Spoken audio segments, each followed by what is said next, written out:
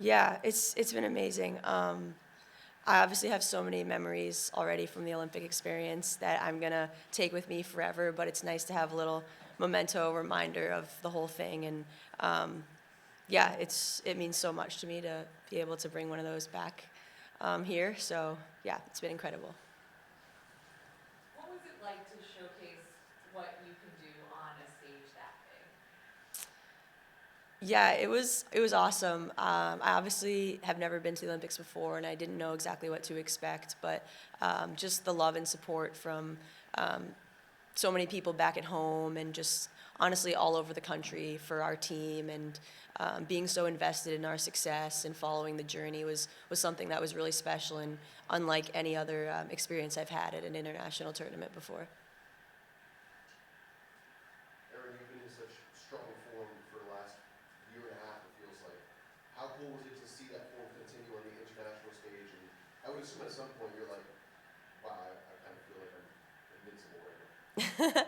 Yeah, I think especially at these Olympics, like our team was just so dominant, and they made my job pretty easy, honestly. Like um, playing so predictably in front of me, and just we were having so much fun. Anytime you get 23 of the best players in the world together, it makes your life so much easier. You can rely on your teammates for absolutely anything, and yeah, I'm really proud of how our group played throughout that whole tournament. Can you take me through the moment when Megan scored the goal and what it looked like from where you were?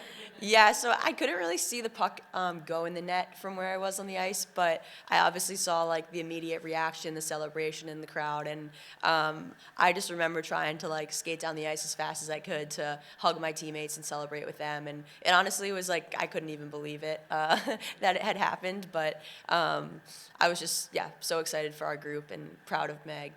She's incredible. Starting practice today with that recreation of that celebration. What did that feel like to be able to celebrate with your whole team out there? Yeah, it was a nice little moment with the team. I think this group has been so supportive of us while we've been gone.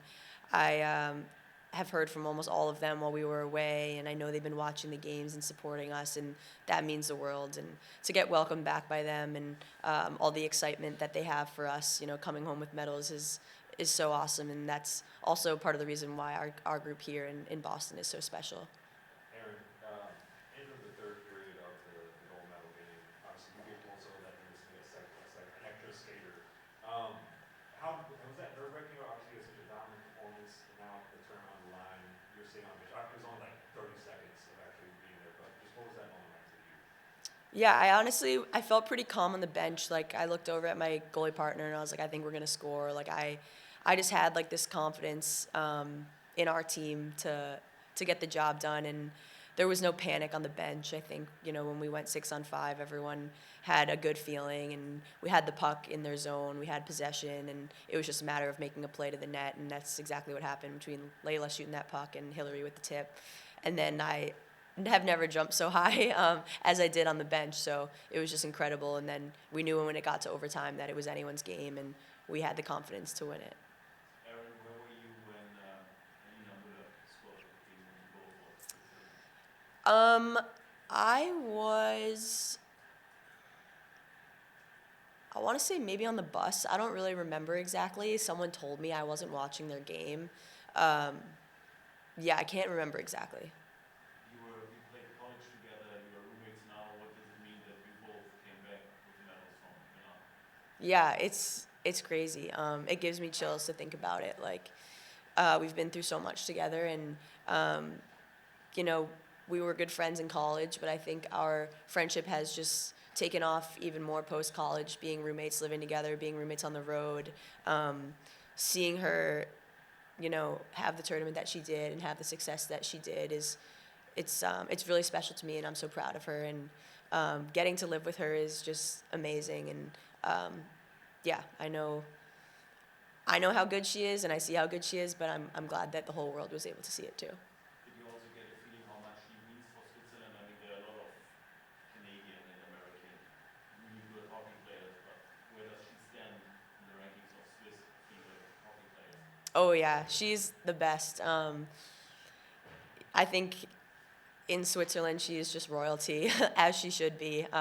So I was just incredibly happy for her, and she's one of the most humble people I know, so she probably will not take that fame, but it's true. She's royalty in Switzerland. Obviously, you made a lot of headlines for your play on the ice during the Olympics, but you also went very viral for your Instagram account related to your Caesar salads. What was that sort of like going on in the background, all that, and how it's been embraced by, hockey fans? Yeah, it's pretty funny.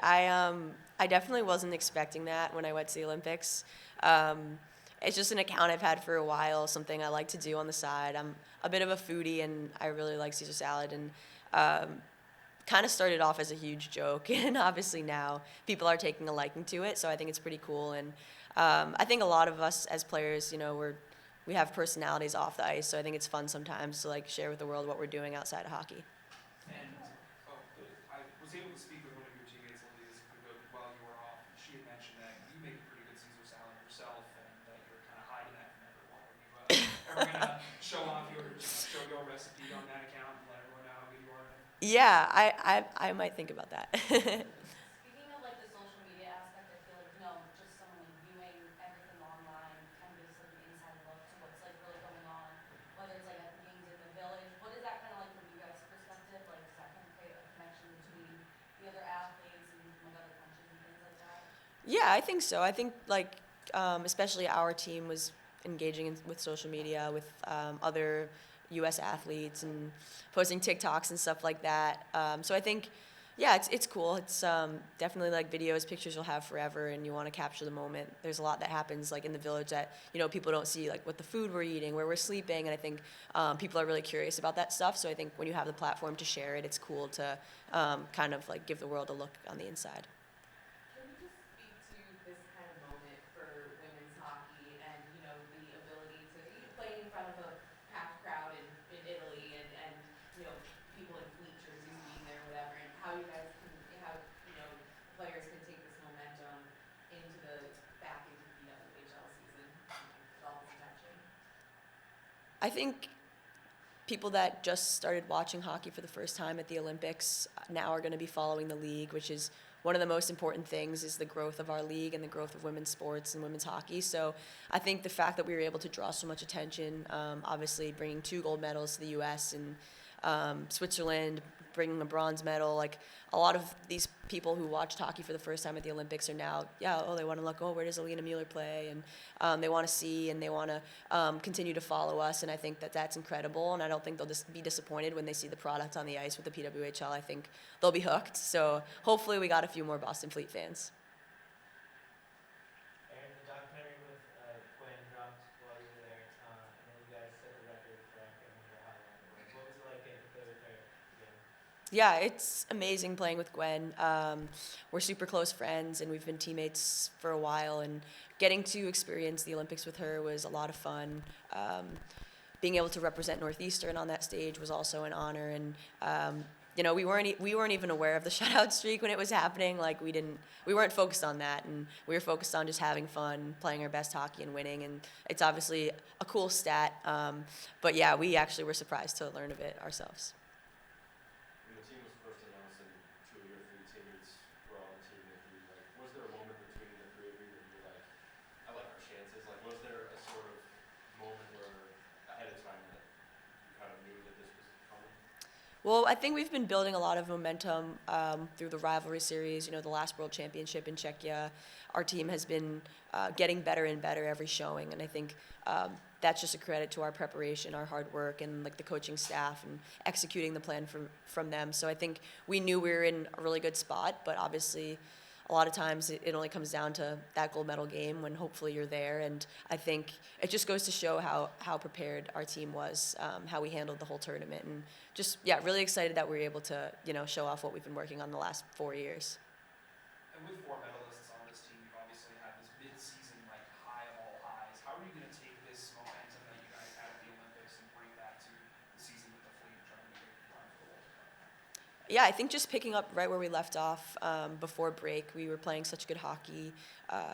We've been winning a lot of games, and we've been having a lot of fun along the way. So I think just continuing to do those things, and now, the Olympics are over. They're it was a special time for a lot of us, but a lot of the girls that were here training were preparing for the rest of the fleet season. So we're just excited to get back on the ice with them. It's been incredible to be back these last couple days, and our first game back is going to be awesome. Do you have any off the ice memories that, you know, really stand out to you from being in Milan? Yeah, I think one of them just exploring Milan with my family and my friends. Yeah, I've never been to Italy before.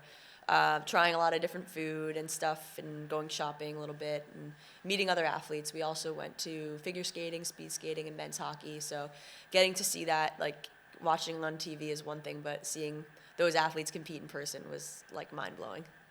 You mentioned going to watch men's hockey. What's your relationship like with that team and those players? Yeah, it's really good. I think supporting each other throughout the whole tournament. They came to so many of our games, and we went to as many of theirs as we could. They were playing some late ones, so had to get in bed for a couple, but it was great. They were all super nice. Jeremy Swayman was incredible. Like, got a photo with him at opening ceremonies. That's pretty cool. And yeah, I think them staying in the village was awesome. We saw a lot of them there, and I don't think all the men's teams stayed in the village, so it was cool to have them around there for the full experience.